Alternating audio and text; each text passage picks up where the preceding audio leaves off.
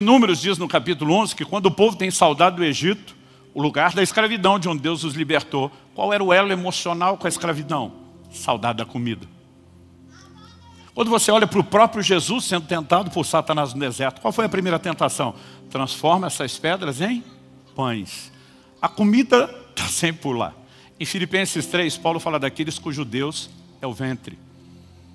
Ou seja, uma idolatria, algo concorrendo com o lugar de Deus e que diz respeito à forma como eu e você nos relacionamos com a comida. Eclesiastes capítulo 10, verso 17 diz: Feliz é você, ó terra, cujo rei é filho de nobres e cujos príncipes se sentam à mesa a seu tempo para refazer as forças e não para se embriagar. De demência jamais vista por alimentação errada e por falta de exercício.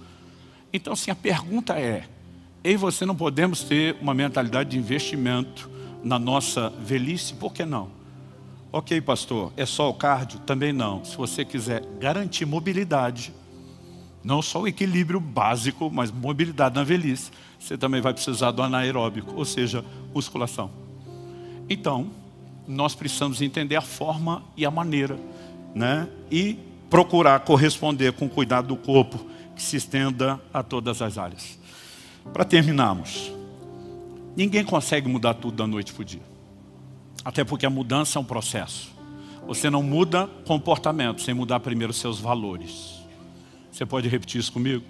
Diga, não se muda comportamento sem mudar primeiro os valores. E, gente, os valores não mudam todos da noite para o dia.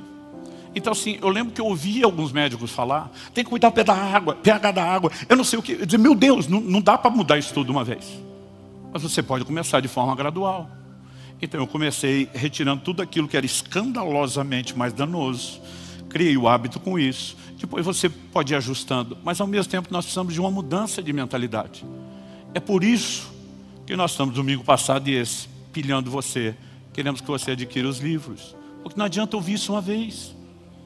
Eu me lembro quando em 2014 eu conheci o Aldrin, sentei na frente dele para uma conversa. Fiz o exame, eu brinco que ele tem uma máquina, um scanner lá que parece coisa espiritual, de tanto detalhe que revela da sua vida, dos seus hábitos. E quando terminou, estava na fase 2, dos 120 e tantos quilos. Falei, doutor, muito ruim? Ele falou, melhor do que eu esperava. Olhando o seu tamanho e o seu peso.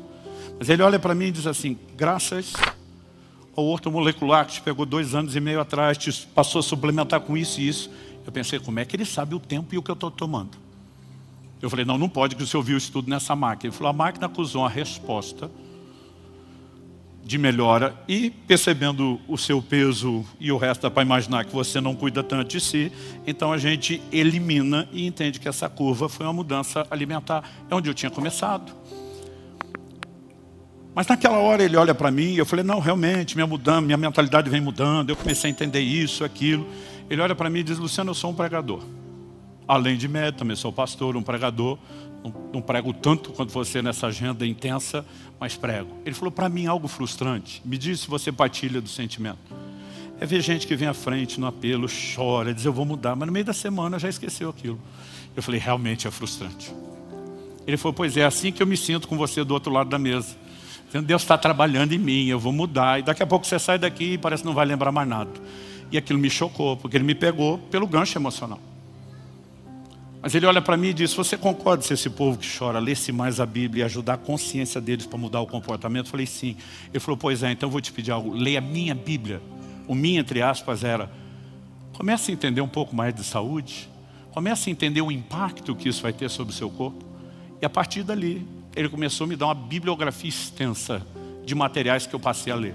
Pastor, o senhor quer que eu leia isso tudo? Não, é por isso que a gente está entregando tudo resumido de mão beijada para você.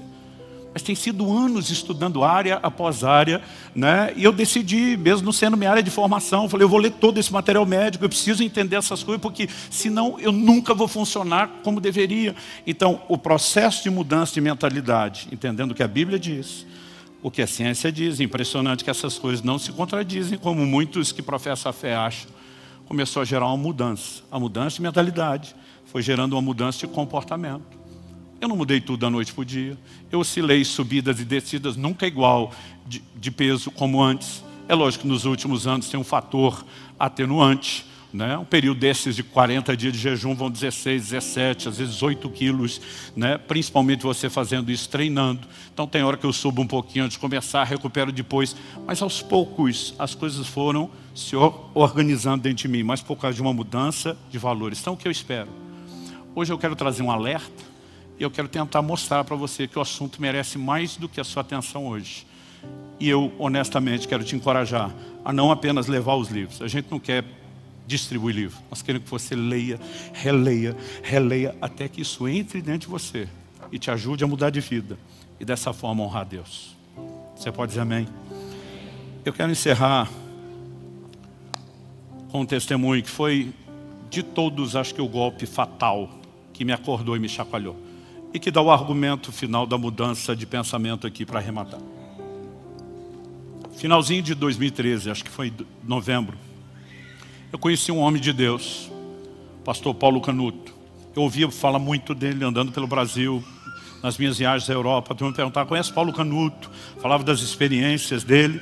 E, finalmente, nós dois seríamos preletores numa conferência. Falei, minha chance de conhecê-lo. Eu ia pregar na quinta noite, sexta de manhã eu ia embora. Ele ia pregar só no sábado, eu não iria ouvi-lo.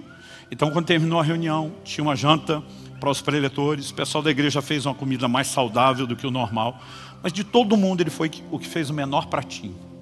Eu só para puxar assunto, conversa, né? Era mais aquele quebra-gelo, eu não queria falar daquilo. Eu falei para ele, está se cuidando, hein?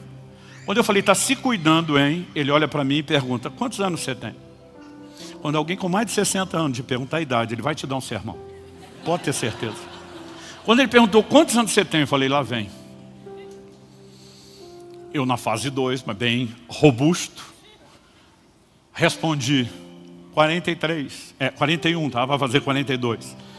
E ele falou, não, estou perguntando sua idade, porque quando eu tinha 44 anos de idade eu morri. Eu falei, você o quê? Ele falou, morri. Eu falei, como assim morreu? Ele falou, morri, eu tenho o laudo médico da minha morte. Ele aponta para Eva, a esposa dele, e diz, ela é minha testemunha, estava comigo lá. Não é toda hora que você encontra alguém que morreu e consegue conversar com ele. Eu, curioso, olhei, me fala um pouquinho mais sobre isso. Ele falou, meu corpo entrou em falência aos 44 anos de idade, múltiplo. Me reanimaram 4 vezes, 5 vezes. Nas primeiras 4 eu voltei, na quinta eu não voltei mais. Falei, como é que você sabe que não voltou? Ele falou, porque eu me vi saindo do corpo. E da 4ª para a 5ª vez, tudo que acontece na sala, eu estou vendo fora do corpo, meu corpo deitado. Ele falou, meus detalhes batem, a minha versão bate nos mínimos detalhes, a da minha esposa e do médico. Ele falou, eu vi que horas eram quando ele assinou o laudo, e o laudo confere com o horário que eu vi. Eu vi o que ele falou quando tirou a minha aliança e entregou para minha esposa. Os dois ficaram pasmos quando eu contei a história. Eu falei, eu vi tudo. Eu estou impressionado. Eu falei, e aí? Ele falou, e aí que Jesus apareceu atrás de mim. Quando aquela presença apareceu, eu já sabia que era ele. Ele diz, eu não sentia permissão de encará-lo, mas antes dele falar, ele falou, eu já sabia que era ele. Ele chegou pertinho de mim, do meu ouvido, e sussurrou, você é um suicida. Quando eu ouvi aquilo, eu já sabia para onde ia essa história. Foi um soco no rim, como falo na linguagem do boxe. E eu estava assustado com aquilo, mas ele continua e diz que o Senhor Jesus falou assim, eu tinha um plano extraordinário para a sua vida. Mas você o abortou, porque nunca cuidou do seu corpo. Quando ele falou isso, eu falei, para, sem pisar nos ovos, vamos direto no assunto. Tu era gordo, tipo, fala comigo na real. Ele falou, não. Meu problema era comer menos do que deveria, jejuava sem sabedoria nenhuma, não dormia, toda noite era uma vigília. Ele falou, eu dormia 2, 3 horas para orar, para buscar Deus. Viajava a pregar o evangelho sem me dar descanso, meu corpo não suportou. Eu estou diante dele, como diriam meus amigos, os cariocas da Baixada. Caraca!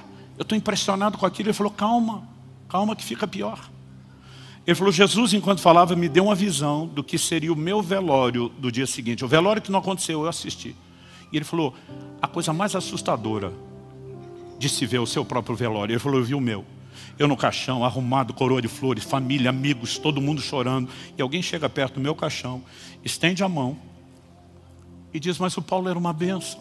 Por que será que o Senhor recolheu ele tão novo? E aí Jesus atrás dele diz, além de abortar o meu plano para a sua vida, você faz com que eu seja julgado. Eu não te recolhi coisa nenhuma, foi você que se matou, foi você que nunca se cuidou. E além de abortar o meu propósito para você, você ainda faz com que eu seja julgado.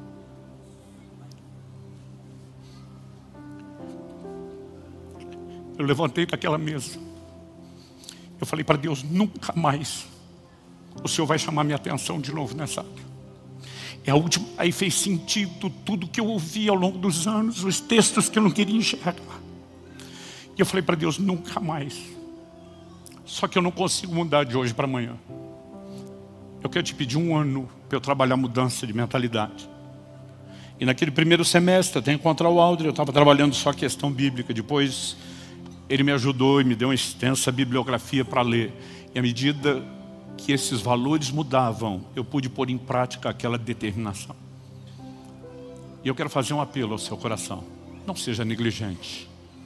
Cuide do seu corpo, porque isso não é uma questão só natural. É uma responsabilidade que eu e você temos diante de Deus. Você recebe essa palavra em nome de Jesus?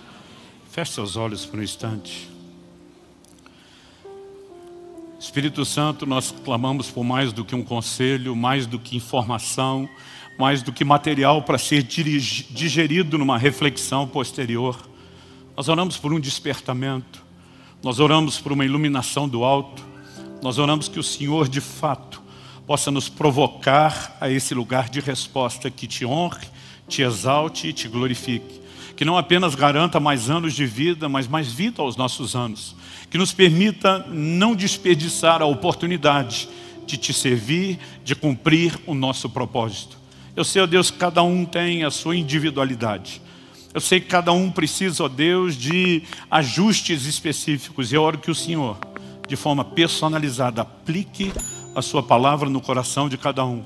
E nos ajude nesse processo de mudanças, para que possamos de fato te honrar em todas as áreas, na integralidade da vida cristã, espírito, alma e corpo. É a minha oração, por cada um dos meus irmãos e irmãs nesse lugar, por aqueles que nos acompanham pela internet, ao vivo ou posteriormente com essa palavra gravada. Eu oro pelo início de uma nova história, em nome de Jesus e para a glória de Deus. Se você crê e concorda, diga amém. Amém. Glória a Jesus.